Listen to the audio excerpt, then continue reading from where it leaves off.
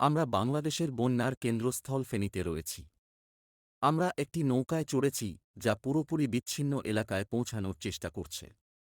এখানে আমাদের সেনাবাহিনী আছে এবং তারা অবশ্যই উদ্ধার করেছে। আমরা সিএনএন থেকে এসেছি। তারা এই পরিবারগুলিকে উদ্ধার করেছে। এই মহিলা ও শিশুরা নৌকায় রয়েছে। মহাসড়কের উপরে যাওয়ার পথে নৌকার এত তীব্র স্বল্প ঘাটতি রয়েছে। এটি ছিল ট্রাকের পর ট্রাক যা নৌকা বহন করছিল। আপনি দেখতে পাচ্ছেন লোকেরা যা সংগ্রহ করতে পারে তা বহন করছে, যা নিয়ে তারা বেরিয়ে যেতে পারে। আমরা ফেনী হাসপাতালে বুঝতে পারি যে জল চিবুক উঁচু।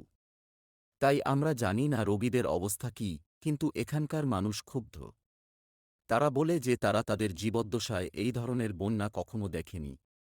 সময় আমরা ভারতের সীমান্তে আছি এবং যতদূর পর্যন্ত বাংলাদেশিদের কথা বলা যায়, এটি ভারতের কারণে হয়েছে। এমন খবর পাওয়া গেছে যে সীমান্তের ঠিক ওপারে এর একটি বাঁধের বন্যার দরজা বুধবার খোলা হয়েছিল এবং এটি জলের এই ঢেউ তৈরি করেছিল যা এখন 10টি জেলায় ছড়িয়ে পড়েছে, যা 40 লক্ষেরও বেশি মানুষকে প্রভাবিত করেছে। এটাই সরকারের কাছ থেকে পাওয়া সর্বশেষ সংখ্যা। ভারত এটি অস্বীকার করে, কিন্তু তারা বলে যে যখন জলের স্তর একটি নির্দিষ্ট উচ্চতায় পৌঁছায় তখন একটি স্বয়ংক্রিয় মুক্তি হয়। ভারতের পক্ষ থেকে কোনো ক্ষমা চাওয়া হয়নি এবং যতদূর পর্যন্ত বাংলাদেশিদের কথা বলা যায়, তারা জীবিত। তারা রেগে যায়।